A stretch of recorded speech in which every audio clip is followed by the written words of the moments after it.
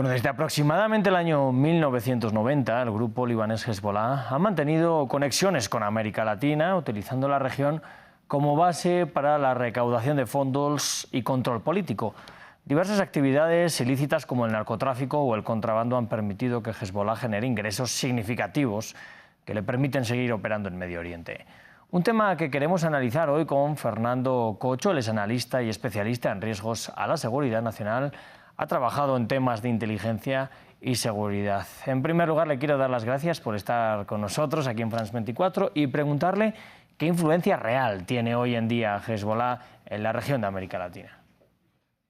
Es un placer estar con vosotros.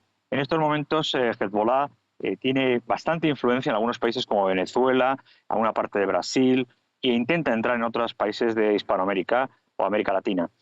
El peso específico que tiene, dado que ellos no se declaran miembros solo de Hezbollah, sino libaneses, les permite ocultarse en la diáspora libanesa, que es muy amplia en el mundo, y hacer negocios de todo tipo, desde los bienes raíces, desde lo que son las inmobiliarias, la construcción, el transporte, etcétera, pero también, por qué no decirlo, en ocasiones pues juegan un poco al gato y al ratón con algunos grupos delictivos de narcotráfico o de tráfico de ilícitos, fundamentalmente en la triple frontera. A partir de ahí, Hezbollah obtiene unos beneficios que luego son repatriados, digámoslo así, para sus acciones en otras partes del mundo.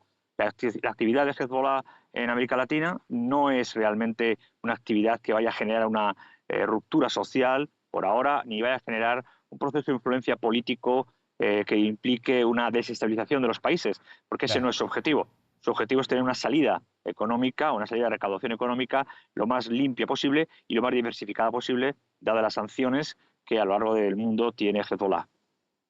Pues me parece muy interesante que nos haya hablado de la triple frontera, porque yo quería hablar precisamente de esta frontera, que, bueno, recordemos, es en la zona de la Amazonía, entre Brasil, Argentina y Paraguay. Se ha convertido en el epicentro de actividades ilícitas para muchos grupos dentro de la región. Quería preguntarle, ya nos ha dado una pequeña pincelada, si el actuar de Hezbollah en esta frontera puede llegar a ser independiente o siempre está relacionado con este otro tipo de grupos, y por qué es tan difícil parar este tipo de actividades allí.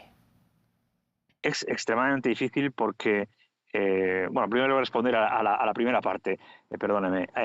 Hezbollah tiene que necesariamente tener vinculaciones en este área y no va a hacerlo, no son tan estúpidos, no va a hacerlo de manera independiente, puesto que los vínculos ya del crimen organizado en la triple frontera son vínculos muy sólidos, muy bien engrasados, muy pragmáticos, y por tanto eso no les beneficia en ningún caso a los recaudadores, a Hezbollah.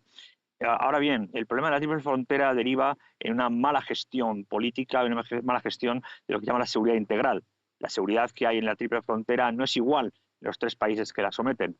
Por tanto, la reestructuración, por ejemplo, del servicio de inteligencia, que ahora Milei está intentando en Argentina, no beneficia en absoluto la lucha contra el crimen organizado, contra las acciones delictivas, al igual que los demás países tampoco están en un momento adecuado con sus instalaciones de inteligencia o capacitación para poder enfrentarse a lo que el crimen organizado tiene, es decir, muchísimo dinero, muchísima practicidad, muchísima rapidez y flexibilidad, y por tanto es, como en otras partes del mundo, muy complicado atajarlo. Máxime como ocurre en el caso de la triple frontera, donde una calle divide literalmente dos países, y con eso pues es francamente muy difícil de luchar.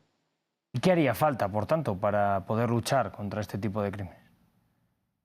Cooperación, más cooperación, y cuando terminemos de la cooperación, tener mucha más cooperación. Ser humildes, colaborar, dar más herramientas a las fuerzas y cuerpos del Estado, dar más herramientas, por supuesto, legales a los servicios y a las áreas de inteligencia, y especializarnos, digamos, en este tipo de situaciones de riesgo a la seguridad nacional de los países, porque en realidad no pretenden desbaratar los países, pretenden usurparlos y pretenden, digamos, vampirizarlos, pretenden controlarlos, pero no pretenden subvertirlos. Y eso es muy peligroso. Ya ocurrió en Europa con, por ejemplo, las ramas de la mafia, la Andrangheta, la Triple Criminalità, etcétera, la Camorra.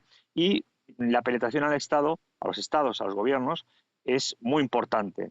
Y eso es casi inevitable. La única forma es dar más herramientas a la inteligencia, generar cooperación internacional, en este caso de los países implicados y también otros países que pueden ayudar, y por supuesto alinearse con una cultura de seguridad y defensa a toda la ciudadanía. Eso es lo más complicado, pero es lo que hay que hacer. Claro. Me gustaría volver al caso concreto de Hezbolá, porque hay un punto muy interesante, que es la educación. ¿Qué importancia tienen pues, entidades como la Universidad Al-Mustafa en la región, o podrían tener? Toda. La educación lo es todo. La educación permite conformar, manipular en el sentido latino del término, ¿no? En el sentido de constreñir, generar, eliminar y apoyar distintos procesos cognitivos que al cabo de 5, 10, 15 años hacen que el individuo sea y esté plenamente convencido en lo que se les ha enseñado. Esto lo hemos vivido muy, muy severamente, por ejemplo, en España, con el tema de ETA, donde a los niños se les enseñaba a sumar y restar, literalmente borrando, destruyendo figuras de policías o figuras de militares. Cuando creces con ese ambiente educativo, cuando creces, ya no sabes pensar de otra manera. La educación es la base tanto de la civilización como de la barbarie. Bueno, yo tengo que hacer un pero a esta última frase.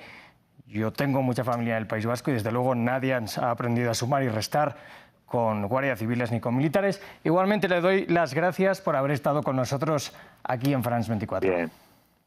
Yo cuando usted quiera le puedo pasar las icastolas en las que se hacía, según informe. Sí, yo tengo mucha familia, repito, y nadie en la icastola ha aprendido a sumar de esa manera. Yo también. No pasa nada. Muchas gracias. Bueno, muchas gracias. Nosotros vamos a seguir en apenas unos segundos aquí en France 24.